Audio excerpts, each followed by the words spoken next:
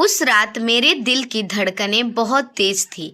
मैं अपनी बहन के राज का पीछा कर रहा था, एक ऐसा राज जिसने मेरे दोस्तों को मुझसे दूर कर दिया था और मेरे पूरे मोहल्ले को मेरी दीदी का पर उंगली उठाने के लिए मजबूर कर दिया था।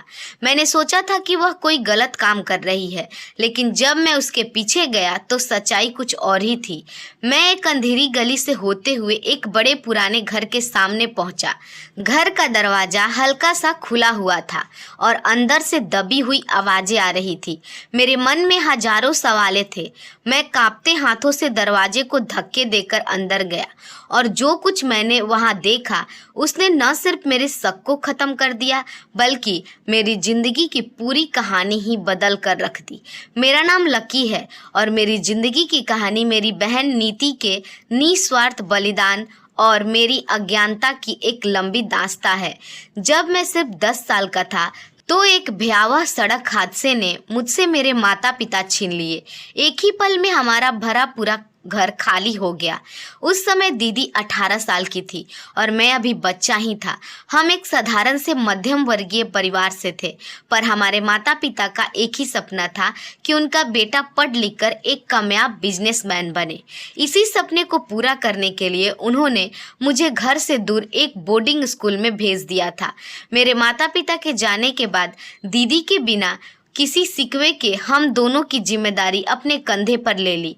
वह खुद भी अपने कॉलेज की पढ़ाई कर रही थी और मुझसे कहती थी, लकी अब हम अकेले नहीं हैं, हमारे माता पिता का सपना अधूरा नहीं रहना चाहिए। तुम्हें पढ़ाई करनी होगी, चाहे मुझे कितनी भी मेहनत करनी पड़े, मैं तुम्हें पढ़ाऊंगी। कुछ दिन बाद उन्होंने मुझे वापस हॉस्टल भेज दिया। मेरे लिए हॉस्टल की फीस और पढ़ाई का खर्चा बहुत ज़्यादा था और मैं अक्सर सोचता था कि दीदी ये सब कैसे कर पाती होंगी।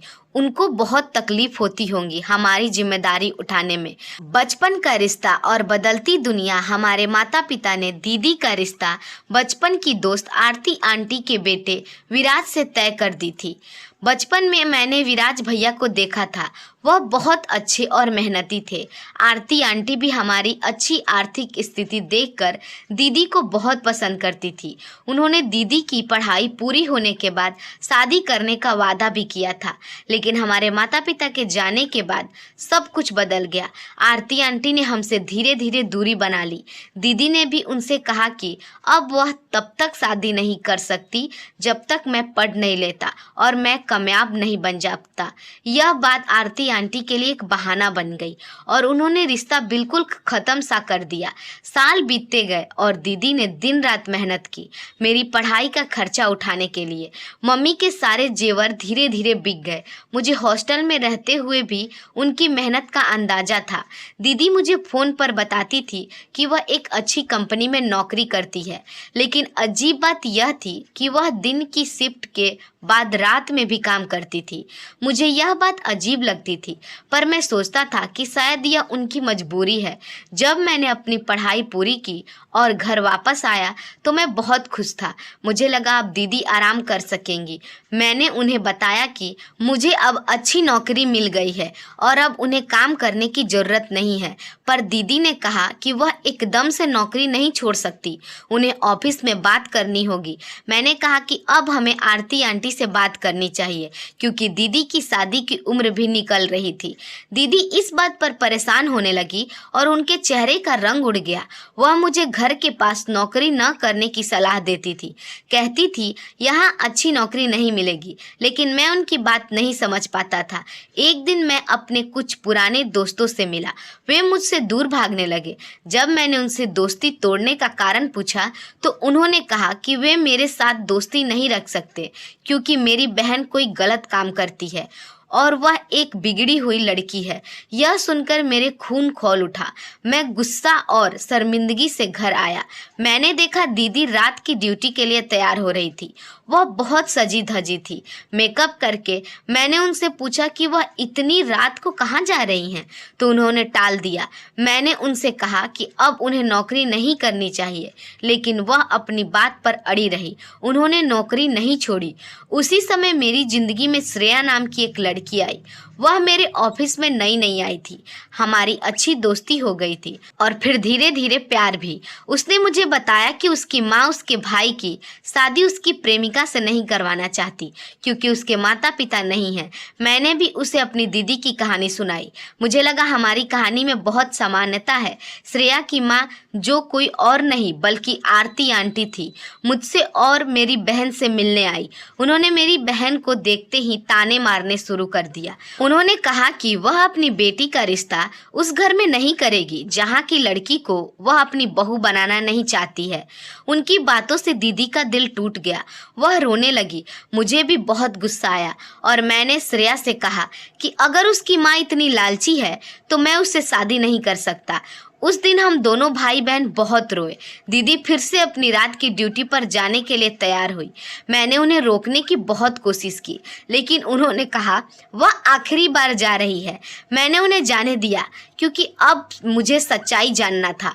आधी रात को मैं दीदी के पीछे गया। वह एक बड़े घर में दाखिल हुई और मैं भी चुपके से अंदर चला गया। घर के अंदर मैंने देखा कि दीदी एक कमरे में चली गई जहां एक बीमार आदमी लेटा हुआ था। वह आदमी कोई और नहीं विराज भैया थे। उनकी हालत बहुत खराब थी। दीदी उन्हें खाना खिला रही थी और उनकी दवाइयाँ दे रही थी। मैं यह देखकर हैरान रह गया। विराज भैया ने बताया कि वह एक कार दुर्घटना में बुरी तरह घायल हो गए थे और उनकी माँ को इस बारे में पता नहीं था। दीदी ने ही उनकी देखभाल की थी।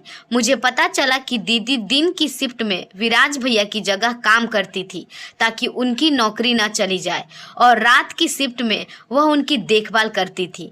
विराज भैया ने यह सब मुझे बताया कि वे दोनों शादी कर चुके हैं लेकिन उनकी माँ को इस बारे में पता नहीं है। दीदी ने अपनी सारी जिंदगी, अपनी जवानी और यहाँ तक कि अपनी शादी भी मेरे लिए कुर्बान कर दी थी। मैं शर्मिंदगी और पश्चाताप से भर गया। मुझे उन लोगों पर गुस्सा आया जिन्होंने मेरी बहन को गलत समझा। मैं घर वापस आया और दीदी से माफ़ी मांगी। मैंने उन्हें गले से लगा लिया और रोते हुए कहा, दीदी मुझे माफ़ कर दो, मैं कितना गलत था। अगले दिन मैंने और दीदी ने मिलकर विराज भैया को अच्छे से ख्याल रखा। वह धीरे धीरे ठीक हो गए। उन्होंने अपनी माँ को सारी सच्चाई बताई। आरती आंटी को जब पता चला कि दीदी ने उनके बेटे के लिए कितना कुछ किया है तो उन्होंने अपनी गलती का एहसास हुआ। श्रेया ने भी अपनी माँ से कहा कि वह मेरे सिवा किसी और से शादी बिल्कुल भी नहीं करेगी। आखिरकार आरती आंटी मान गई और उन्होंने दीदी और विराज भैया को अपना लिया। फिर मेरी शादी श्रेया से हो गई। आज हम सब एक साथ बहुत खुश हैं। दीदी और विराज भैया ने अपना बिजनेस शुरू कर लिया है और वह बहुत कामयाब हो गए हैं। आरती आंटी भी पुरानी बातें भूल चुकी हैं और अब हम सब एक परिवार की तरह रहते हैं। मुझे उन लोगों पर अफसोस होता है जिन्होंने सिर्फ शक के आधार पर मेरी बहन पर इल्ज़ाम लगाए। मेरी दीदी की जिंदगी की कहानी सिखाती है कि हमें किसी को भी बिना सच्चाई जाने गलत नहीं समझना चाहिए। दोस्तों, उम्मीद है आपको हमारी कहानी पसंद आई होगी। अगर हमारी कहानी आपको अच्छी लगी हो तो हमारे वीडियो को लाइक, चैनल को सब्सक्राइब और बेल आइकन को दबाना ना भूलें ताकि हमारी कहानी की पहली अपडेट सबसे पहले आप तक जाए। धन्यवाद।